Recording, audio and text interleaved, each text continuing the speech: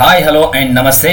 So already ಒಂದು ವಿಡಿಯೋನ ಮಾಡಿದೀವಿ ನಾವು. ಏನು ಅಂತ ಹೇಳಿದಾಗ ಡೆಫಿನಿಷನ್, ಪಾರ್ಟ್ನರ್ಶಿಪ್ ಡೆಫಿನಿಷನ್ಗೆ ಸಂಬಂಧಪಟ್ಟಂತೆ ಮತ್ತು ಅದರ ಫೀಚರ್ಗೆ ಸಂಬಂಧಪಟ್ಟಂತೆ ಒಂದು ವಿಡಿಯೋವನ್ನು ನಾವು ಮಾಡಿದ್ದೀವಿ. ಅದನ್ನು ನೋಡಿಕೊಂಡು ಇದಕ್ಕೆ ಬಂದರೆ ಚಲೋ.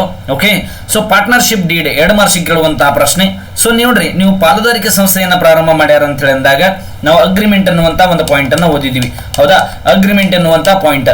ಸೊ ಲಕ್ಷಣಗಳಲ್ಲಿ ಅಗ್ರಿಮೆಂಟ್ ಅನ್ನುವಂಥ ಪಾಯಿಂಟಿಗೆ ನಾವೇನಂತ ಹೇಳಿ ಕರಿತೀವಿ ಅಂದ್ರೆ ಪಾರ್ಟ್ನರ್ಶಿಪ್ ಡೀಡ್ ಅಂತಾನೂ ಕರಿತೀವಿ. ಸೊ ಈ ಅಗ್ರಿಮೆಂಟ್ ಯಾವ ರೀತಿ ಇರ್ತದೆ ಅನ್ನೋದ್ರ ಬಗ್ಗೆ ನಾವು ಸಂಪೂರ್ಣವಾಗಿ ನಾವು ಇಲ್ಲಿ ಡಿಸ್ಕಷನ್ ಮಾಡೋಣ. ಪಾರ್ಟ್ನರ್ಶಿಪ್ ಡೀಡ್ ಈಸ್ ಎ ಹಿಂಗೆ ಹೇಳಿದ್ರೆ ಬೇಡ, ನಿಮ್ಮ ಮಜಾಕ್ನಾಗ ಹೇಳೋಣ ಮೊದಲ. ಸೊ ನೋಡ್ರಿ, 2 ಅಥವಾ 2ಕ್ಕಿಂತ ಹೆಚ್ಚು ವ್ಯಕ್ತಿಗಳು, ನೀವು ಮತ್ತು ನಾನು ಮತ್ತು ನಿಮ್ಮ ಸ್ನೇಹಿತ, 3 ಜನ ನಾವು ಬಿಸ್ನೆಸ್ ಮಾಡ್ಲಾಗ್ತೀವಿ. ಮುಂದೆ ನಮ್ಮಿಬ್ಬರು ಮೂಸು ಮಂದಿ ನಡಬರಿಗೆ ಜಗಳ ಬರ್ಬೋದಾ? ಇಲ್ಲ, ಬರ್ತಾವೆ, 100% ಬರ್ತಾವೆ. ಅದಕ್ಕೆ ನಾವೇನು ಮಾಡ್ಕೋಬೇಕಂದ್ರೆ ಒಂದು ಅಗ್ರಿಮೆಂಟ್ ಮಾಡ್ಕೋಬೇಕು. ಕಂಪಲ್ಸರಿ ಒಂದು ಅಗ್ರಿಮೆಂಟನ್ನು ಮಾಡ್ಕೋಬೇಕು. ಸೊ ಅದನ್ನು ಏನಂತೇಳಿ ಕರಿತೀವಿ ಅಂದ್ರೆ ಪಾರ್ಟ್ನರ್ಶಿಪ್ ಡೀಡ್ ಅಂತೇಳಿ ಕರಿತೀವಿ. ಎದಕ್ಕರೆ ಬರ್ತಾವೆ ಕಿರಿಕಿರಿ, ಹಾಗಾಗಿ ಆ ತೊಂದರೆಗಳು ಬರಬಾರ್ದು, ಸೊ ಆ ಇನ್ಸಿಡೆಂಟ್ಸ್ಗಳು ಆಗಬಾರ್ದು ಅಂತೇಳಿ ನಾವೇನು ಮಾಡ್ತೀವಿ ಅಂದ್ರೆ ಒಂದು ಅಗ್ರಿಮೆಂಟನ್ನು ಮಾಡ್ತೀವಿ. ಅದನ್ನೇ ಏನಂತೇಳಿ ಕರಿತೀವಿ ಅಂದ್ರೆ ಪಾರ್ಟ್ನರ್ಶಿಪ್ ಡೀಡ್ ಅಂತೇಳಿ ಕರಿತೀವಿ.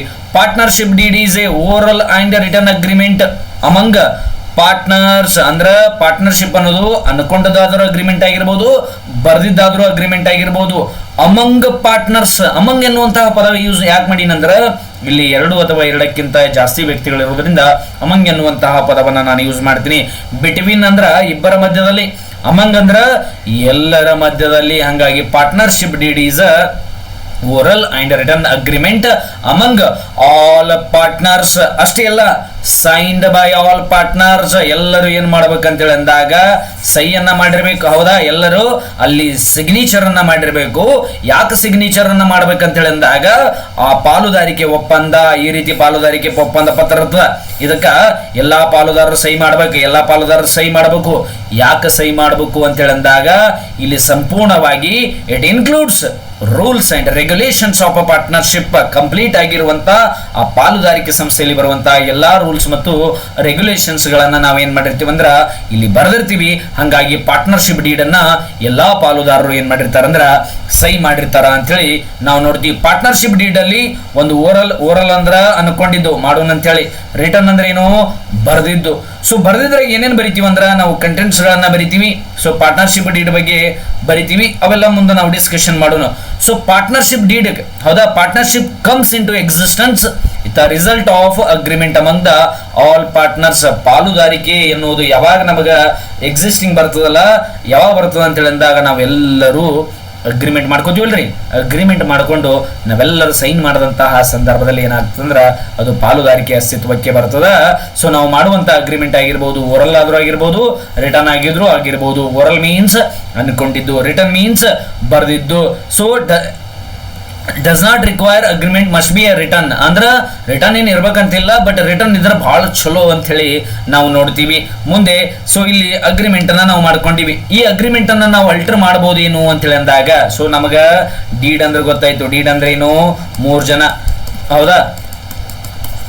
Partnership deed is a return and oral agreement among all partners. ಮತ್ತೇನು, signed by all partners. It includes rules and regulations of partnership. ಇದನ್ನ partnership deed ಅಂದಿವಿ.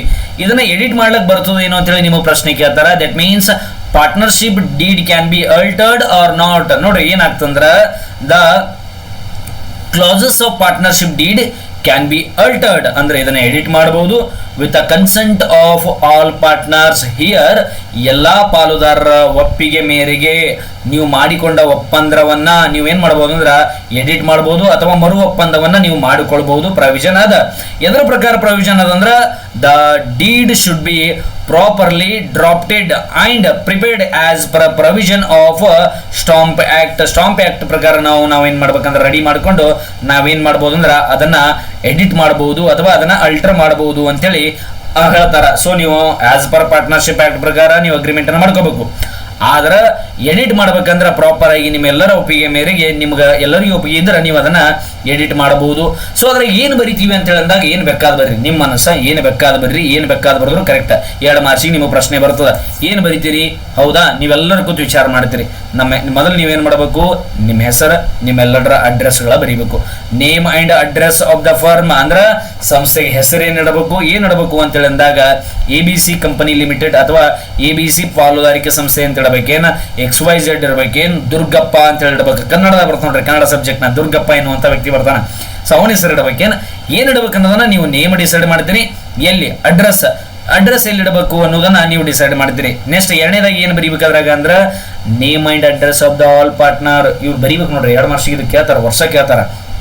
ಒಂದೇದು name and address of the firm, next name and address of all partners, next nature and type of business, ನಿಮ್ಮ business nature ಹೆಂಗದ ಅಂತೇಳಿ ಬರಿಬೇಕು. 4ನೇ point ಏನು ಬರಿಬೇಕಂದ್ರೆ ನೀವೆಲ್ಲರೂ ಬಂಡವಾಳವನ್ನ ಎಷ್ಟು, the capital contribution by the partners ಅದನ್ನ ಬರಿಬೇಕು. ಪಾಲುದಾರಿಕೆ ಒಪ್ಪಂದ ಯಾವಾಗ ಪ್ರಾರಂಭವಾಗಿದೆ ಅನ್ನೋದು ಬರಿಬೇಕು. ನೆಕ್ಸ್ಟ್ ನೀವು ಕೆಲವೊಂದಿಷ್ಟು ವರ್ಷ ಮಾತ್ರ ಮಾಡ್ತಿದ್ರಂದ್ರೆ ಆ ಎಷ್ಟು ವರ್ಷ ಅನ್ನೋದನ್ನ ಬರಿಬೇಕು. ನೆಕ್ಸ್ಟ್ ಲಾಭ ಮತ್ತು ನಷ್ಟವನ್ನ ಯಾವ ರೀತಿ ಹಂಚ್ಕೋತೀರಿ ಅಂತೇಳಿ ಬರಿಬೇಕು. Interest on capital, interest on loan, interest on drawings ಇದು ಯಾವ ರೀತಿಯನ್ನ ಕೊಡ್ತೀವಿ ಅಂತೇಳಿ ಬರೀಬೇಕು.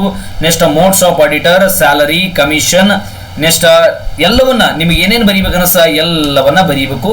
ಇದನ್ನು ನೀವು ಸ್ಕ್ರೀನ್ ಶಾಟ್ ಅನ್ನ ತಗೋಬಹುದು, ಇಲ್ಲಾಂದ್ರೆ PDF ಹೇಳಿ ನಾನು PDF ಅನ್ನ ನೀವು ಡಿಸ್ಕ್ರಿಪ್ಷನ್ ಚೆಕ್ ಮಾಡ್ರಿ. PDF ಒಂದು ಸೊಲ್ಯೂಷನ್ ಅದ. ಓಕೆ, ಸೊ ಆ PDF ಅನ್ನ ಜೆರಾಕ್ಸ್ ತಗೊಂಡು ಹೋದ್ರೆ ನೀವು ಬಹಳ ಬಂಗಾರ ಆಗ್ತದೆ. ಓಕೆ, ಇನ್ನೇನು ಆದಷ್ಟು ಬೇಗ ನಾ ಏನು ಮಾಡ್ತೀನಿ ಅಂದ್ರೆ ಪ್ರಾಬ್ಲಮ್ಸ್ ಅನ್ನ ಸ್ಟಾರ್ಟ್ ಮಾಡ್ತೀನಿ, ಅದಕ್ಕೆ ನೀವು ರೆಡಿ ಇರ್ರಿ. ಓಕೆ, ಸೊ ಅಗ್ರಿಮೆಂಟ್ ಅಂದ್ರೆ ಗೊತ್ತಾಯ್ತು. ಕಂಟೆಂಟ್ಸ್ ನೀವೇನು ಬರೆದ್ರು ಕರೆಕ್ಟ್, ಕಣ್ಣು ಮುಚ್ಚಿ ಬರ್ರಿ, ನೀವೇನು ಬೇಕಾದ ಬರ್ರಿ. ಸೊ ನೀವು ಅಗ್ರಿಮೆಂಟ್ ಅನ್ನ ಮಾಡ್ಕೊಂಡ್ರೆ ಬಹಳ ಚಲೋ. ಅಗ್ರಿಮೆಂಟ್ ಮಾಡ್ಕೊಳಿಕ್ಕೆ ಅಂದ್ರೆ ನಿಮ್ಮ ನಡಬರಕ್ ಜಗಳ ಬರ್ತದೆ. ಜಗಳ ಬಂದಾಗ ನಾವು ABC ಅಂತೇಳಿ ತೊಗೊಂಡ್ಬಿಡ್ತೀವಿ ನೋಡ್ರ. ABC 3 ಜನ ಪಾಲುದಾರರು ಅದರ. ಅಗ್ರಿಮೆಂಟ್ ಮಾಡ್ಕೊಂಡ್ರ ಏನೂ ಸಮಸ್ಯೆ ಇಲ್ಲ. When the partnership deed is absent, agreement ಮಾಡ್ಕೊಳಿಕ್ಕೆ ಅಂದ್ರೆ ಮುಂದಾಗುವಂತ ಸಮಸ್ಯೆಗಳನ್ನ ಹೆಂಗ್ ಬಗೆಹರಿಸಬೇಕು ಅಂತೇಳಿ ಅಂದಾಗ, in absence of partnership deed the provision of Indian partnership act 1932 should be follows. ಅಂದ್ರೆ ಎ ಮತ್ತು ಬಿ, ಈಗ ಎ ಅನ್ನುವಂಥ 1 ಲಕ್ಷ ಹಾಕ್ಯಾನ, ಬಿ ಅನ್ನುವಂಥ 3 ಲಕ್ಷ ಹಾಕ್ಯಾನ, ಸಿ ಅನ್ನುವಂಥವ್ ಏನು ಮಾಡ್ಯಾನ ಅಂದ್ರೆ 2 ಲಕ್ಷ ಹಾಕ್ಯಾನ. ಈಗ ಏನು ಮಾಡ್ತಾನಂದ್ರೆ ಎ ಅನ್ನುವಂಥ ವ್ಯಕ್ತಿ ಪಾಲುದಾರಿಕೆ ಸಂಸ್ಥೆಯಲ್ಲಿ ಏನಾಗ್ತದಂದ್ರೆ ಒಂದು 60,000 ಲಾಭ ಆಗ್ತದೆ ಅಂತ ತಿಳ್ಕೊಂಡ್ರೆ, 60,000 ಲಾಭ ಆಗ್ಯದ. ಅವಾಗ ಏನು ಅಂತ 10,000 ತೊಗೋಬೇಕು, ಇವ 30,000 ತೊಗೋಬೇಕು, ಇವ 20,000 ತೊಗೋಬೇಕು ಬಂಡವಾಳ ಹಾಕೋದ ಪ್ರಕಾರ. ಬಟ್ ಇಲ್ಲಿ ಜಗಳ ತೆಗೆದ್ಬಿಡ್ತಾನೆ, ಇಲ್ಲ ನೀವ್ಯಾಕೆ 30 ತೋತೀರಿ, ನೀವ್ಯಾಕೆ 20 ತೋತೀರಿ, ಎಲ್ಲರೂ ಈಕ್ವಲ್ ಆಗಿ ತೊಗೊಳೋದು ಅಂತೇಳಿ ಜಗಳ ತೆಗಿತಾನ. ಜಗಳ ತೆಗೆದಂತಹ ಸಂದರ್ಭದಲ್ಲಿ ಈ ಜಗಳ ಏನಾಗ್ತದೆ, ಕೋರ್ಟಿಗೆ ಹೋದಾಗ ಸೊ ಅಲ್ಲಿರುವಂತ ಲಾಯರ್ ಅಥವಾ ಅಲ್ಲಿರುವಂತ ಜಡ್ಜ್ ತೆಗಿಯಪ್ಪ ಇಂಡಿಯನ್ ಪಾರ್ಟ್ನರ್ಶಿಪ್ ಆಕ್ಟ್ ಬುಕ್ಕ ತೆಗಿ ಅಂತೇಳಿ ಆ ಬುಕ್ಕ ತೆಗಿತಾರ. ತೆಗೆದು ನೋಡಿದಾಗ ಜಜ್ಮೆಂಟ್ ಏನ್ ಪಾಸ್ ಆಗ್ತದೆ ಗೊತ್ತನ, ಎ ಅನ್ನುವಂಥ ವ್ಯಕ್ತಿ 1 ಲಕ್ಷ ಹಾಕ್ಯಾನ, ಬಿ ಅನ್ನುವಂಥ ವ್ಯಕ್ತಿ 3 ಲಕ್ಷ ಹಾಕ್ಯಾನ, ಸಿ ಅನ್ನುವಂಥ ವ್ಯಕ್ತಿ 2 ಲಕ್ಷ ಹಾಕ್ಯಾನ. ಜಜ್ಮೆಂಟ್ ಏನು ಬರ್ಬೇಕು, ಇದು ಹಂಚ್ಕೊಂಡಿದ್ದು ಕರೆಕ್ಟ್ ಅದ ಅಂತೇಳಿ ಬರ್ಬೇಕು. ಹಂಗೆ ಬರೋದಿಲ್ರಿ, ಜಜ್ಮೆಂಟ್ ಬೇರೆನೇ ಬರ್ತದೆ. ಏನ್ ಹೇಳ್ತಾರಂದ್ರ ಅಗ್ರಿಮೆಂಟ್ ಮಾಡ್ಕೊಂಡಿರೇನ್ರಿ, ಇಲ್ಲಪ್ಪ ಅಂದ್ರೆ ನಾ ಹೇಳ್ದಂಗೆ ಕೇಳಿರ್ತಾರ ಜಡ್ಜ್. ಏನ್ ಹೇಳ್ತಾರಂದ್ರ ನೀವೆಲ್ಲರೂ ಲಾಭವನ್ನ ಈಕ್ವಲ್ ಆಗಿ ಹಂಚ್ಕೋರಿ, ನಿಮ್ಗೆ ಯಾವುದೇ ರೀತಿಯಾಗದಂಗ ಹಂಚ್ಕೊಳಕ್ ಬರೋದಿಲ್ಲ ಅಂತೇಳಿ ಬರ್ತದೆ. ಇಲ್ಲಿ ಲಾಸ್ ಯಾರಿಗೆ ಆಯ್ತು, ಬಿ ಮತ್ತು ಸಿ ಲಾಸ್ ಆಗಿಬಿಡ್ತು. ಇಂಥ ತೊಂದರೆಗಳಾಗ್ಬಾರ್ದಂದ್ರೆ ನಾವು ಪ್ರಾಫಿಟ್ ಅನ್ನ ಯಾವ ರೀತಿ ಹಂಚ್ಕೋಬೇಕಂತೇಳಿ ನಾವೇನ್ ಮಾಡಬೇಕು, ಬರೀಬೇಕು. ನೆಕ್ಸ್ಟ್ ಎರಡನೇದು ಸ್ಯಾಲರಿ ಅಂಡ್ ಕಮಿಷನ್. ನೋಡಿ ಇಲ್ಲಿ ಪಾಲುದಾರಿಕೆ ಸಂಸ್ಥೆಯಲ್ಲಿ ಎ ಮತ್ತು ಬಿ ಅನ್ನುವಂತ 3 ಜನ ವ್ಯಕ್ತಿಗಳಿರ್ತಾರೆ, ABC. ಇಲ್ಲಿ any of them acting for all ಅಂದ್ರೆ ಎಲ್ಲರೂ ಕೂಡ ಅಂಗಡಿಯನ್ನ ನಡೆಸಬಹುದು, ಇಲ್ಲಾಂದ್ರೆ ಒಬ್ಬನೇ ನಡೆಸಬಹುದು. ಇಲ್ಲಿ ಸಿ ಅನ್ನುವಂತ ವ್ಯಕ್ತಿ ದಿನ ಬಿಸ್ನೆಸ್ ಅನ್ನ ಮಾಡ್ಕೊಂಡು ನಡೆಸ್ಕೊಂಡು ಹೋಗ್ಯಾನ. ಅವ ಏನ್ ಮಾಡ್ತಾನಂದ್ರ ವರ್ಷದ ಕೊನೆಯಲ್ಲಿ ಸ್ಯಾಲ್ರಿ ಕೇಳ್ತಾನ.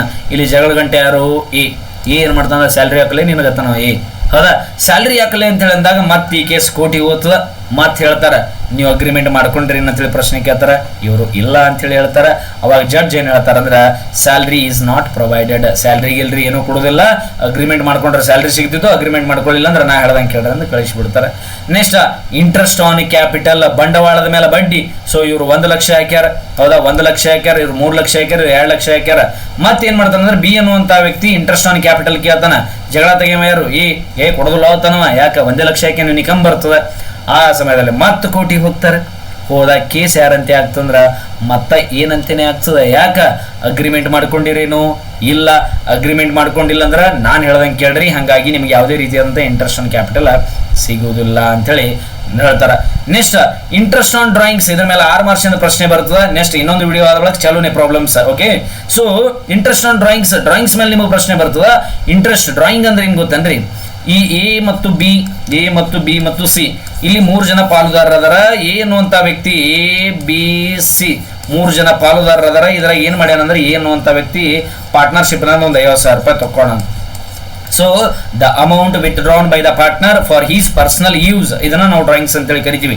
ಈ ಸಮಯದಾಗ ಬಿ ಮತ್ತು ಸಿ ಏನ್ ಮಾಡ್ಯಾರ ಅಂದ್ರೆ ಬಡ್ಡಿ ಕೊಡು, ಸೀದಾ ನೀ ಏನ್ ರೊಕ್ಕ ತಗೊಂಡಿಲ್ಲ, 1 ವರ್ಷ ಬಳಸ್ಕೊಂಡಿಲ್ಲ, ಅದಕ್ಕೆ ಬಡ್ಡಿ ಹಾಕಿ ಕೊಡು ಅಂತೇಳಿ ಪ್ರಶ್ನೆ ಮಾಡ್ಯಾರ. ಮತ್ತ ಕೋರ್ಟಿಗೆ ಬಿತ್ತ ತಿಳ್ಕೊಡ್ರಿ ಕೇಸ್. ಕೋರ್ಟ್ನಾಗ ಏನಾಗ್ತಂದ್ರ ಅಗ್ರಿಮೆಂಟ್ ಮಾಡ್ಕೊಂಡ್ರೆ ಏನಂತ ಪ್ರಶ್ನೆ ಬರ್ತದ. ಸೊ ನಾ ಇಲ್ಲಿ ಹಾಕಿ ನೋಡ್ರಿ ಡ್ರಾಯಿಂಗ್ಸ್, ಅಗ್ರಿಮೆಂಟ್ ಮಾಡ್ಕೊಂಡ್ರೆ ಅಂತೇಳಿ ಪ್ರಶ್ನೆ ಬರ್ತದ. ಅಗ್ರಿಮೆಂಟ್ ಮಾಡ್ಕೊಂಡಿಲ್ಲ ಅಂತ ಹೇಳಿ ಅಂದಾಗ ನಾ ಹೇಳ್ದಂಗೆ ಕೇಳ್ರ ಅಂತ ಹೇಳ್ತದ ಕೋರ್ಟ್. ಏನ್ ಹೇಳ್ತಂದ್ರ ಯಾವುದೇ ರೀತಿಯಾದಂತ ಬಡ್ಡಿಯನ್ನ ಕೇಳುವಂಗಿಲ್ಲ ಅಂತ ಹೇಳಿ ಹೇಳ್ಬಿಡುತ್ತೆ. ನೆಕ್ಸ್ಟ್ ಕೊನೆಯ ಪಾಯಿಂಟ್ ಏನ್ ಹೇಳ್ತಂದ್ರ ಇಂಟ್ರೆಸ್ಟ್ ಆನ್ ಪಾರ್ಟ್ನರ್ ಲೋನ್. ಯಾವುದೋ ಒಬ್ಬ ಪಾಲುದಾರ ಸಂಸ್ಥೆಗೆ ಲೋನ್ ಕೊಟ್ಟನಪ್ಪ ಅಂದ್ರೆ ಅವನಿಗೆ ನಾವು 6% ಅನ್ನ ಕೊಡಬೇಕಂತೇಳಿ ರೂಲ್ಸ್ ಅದ.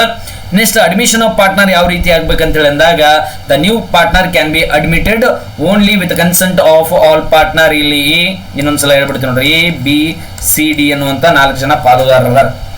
ಈಗ ಇ ಅನ್ನುವಂತ ವ್ಯಕ್ತಿಯನ್ನ ನಾವು ತಗೋಬೇಕಂತ ಮಾಡಿವಿ. ಯಾರಿಗೆ? ಇ ಅನ್ನುವಂತ ವ್ಯಕ್ತಿಯನ್ನ ತಗೋಬೇಕಂತ ಮಾಡಿವಿ.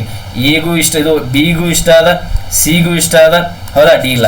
ಈ ABCD ಹೌದಾ, ಇವ್ರಿಬ್ಬರಿಗೆ ಇಷ್ಟ ಅದ. ಯಾರಿಗೆ? ಬಿ ಮತ್ತು ಸಿಗೆ ಇಬ್ಬರಿಗೆ ಇಷ್ಟ ಅದ. ABC 3 ಜನ ಇದ್ರು, ಇವ್ರಿಬ್ಬರಿಗೆ ಇಷ್ಟ ಅದ. ಈಗ ಲೈಕ್ ಇಲ್ಲ ಹಂಗಂದ್ರೆ ತೊಳಕ್ ಬರ್ತದೆ ಮೆಜಾರಿಟಿ ಅಂತೇಳಿ. ಇದು ಅಲ್ಲಿದು ಎಲೆಕ್ಷನ್ ಅಲ್ಲ, ಮೆಜಾರಿಟಿ ಇದ್ದವ್ರು ಮಾಡ್ಲಿಕ್ಕ 3 ಜನ ಒಪ್ಕೊಂಡ್ರೆ ಮಾತ್ರ ನೀವನ್ನು ಈ ಪಾಲುದಾರಿಕೆ ಸಂಸ್ಥೆಯಲ್ಲಿ ತಗೋಬಹುದು. 3 ಜನ ಒಪ್ಕೊಳಿಕ ಒಬ್ಬನೇ ಅನ್ನಪ್ಪ ಅಂದ್ರೆ ನೀವೇನ್ ಮಾಡೋದಿಲ್ಲ ಅಂದ್ರೆ ತಗೊಳಕ್ಕೆ ಬರುವುದಿಲ್ಲ ಅಂತೇಳಿ ನಾವು ನೋಡ್ತೀವಿ. ಸೊ ಒಟ್ಟಾರೆಯಾಗಿ ನೀವು ನೆನಪಿಡಬೇಕಾಗಿತ್ತು ಅಂದ್ರೆ 2 ಪಾಯಿಂಟ್ ಹೇಳ್ಬಿಡ್ತೀನಿ ನೋಡಿ. ನೀವು ಪಾರ್ಟ್ನರ್ಶಿಪ್ ಡೀಡ್ ನೆನಪಿಡ್ಬೇಕಂದ್ರೆ ಪ್ರಾಫಿಟ್ ಅನ್ನ ಈಕ್ವಲ್ ಆಗಿ ಹಂಚ್ಕೋಬೇಕು. ಅಂದ್ರೆ ಆಪ್ಷನ್ಸ್ ಪಾಲುದಾರಿಕೆ ಒಪ್ಪಂದ ಇರ್ಲಿಕ್ಕಂದ್ರೆ ಪ್ರಾಫಿಟ್ ಈಕ್ವಲ್ ಆಗಿ ಹಂಚ್ಕೋಬೇಕು. ಇಂಟ್ರೆಸ್ಟ್ ಆನ್ ಪಾರ್ಟ್ನರ್ ಲೋನ್ 6%, ಉಳಿದಿದ್ದೆಲ್ಲ ನಾಟ್ ಪ್ರೊವೈಡೆಡ್. ನೆನಪಿಡ್ರಿ, ಪ್ರಾಫಿಟ್ ಅನ್ನ ಈಕ್ವಲ್ ಆಗಿ ಹಂಚ್ಕೋಬೇಕು. ಲೋನ್ ಅನ್ನ ಪಾರ್ಟ್ನರ್ ಏನಾರು ಲೋನ್ ಕೊಟ್ಟಿದ್ದಂದ್ರೆ 6%, ಉಳಿದಿದ್ದು ಏನೇ ಕೇಳೋರು ನಾಟ್ ಪ್ರೊವೈಡೆಡ್. ಸೊ ಇಲ್ಲಿ 6ನೇ ಪಾಯಿಂಟ್ ಅನ್ನ ನಿಮ್ಗೆ ಯಾವುದೇ ರೀತಿಯಾದಂತಹ ಪ್ರಶ್ನೆ ಕೇಳೋದಿಲ್ಲ. ಸೊ ಇದರ ಮೇಲೆ ನಿಮಗೆ ಪ್ರಶ್ನೆ ಕೇಳ್ತಾರ, ಕಂಪ್ಲೀಟ್ ಆಗಿ ನಿಮ್ಗೆ ಅರ್ಥ ಆಗ್ಯದ ಅಂತೇಳಿ ಅನ್ಕೋತೀನಿ. ಮುಂದಿನ ವಿಡಿಯೋದಲ್ಲಿ ಇನ್ನಷ್ಟು ಕಾನ್ಸೆಪ್ಟ್ಗಳನ್ನ ಡಿಸ್ಕಷನ್ ಮಾಡೋಣ ಅಂತೇಳಿ ಹೇಳ್ತಾ ಈ ವಿಡಿಯೋನ ಇಲ್ಲಿಗೆ ಮುಗಿಸ್ತಾ ಇದ್ದೀನಿ. Thank you so much. ಜೈ ಹಿಂದ್.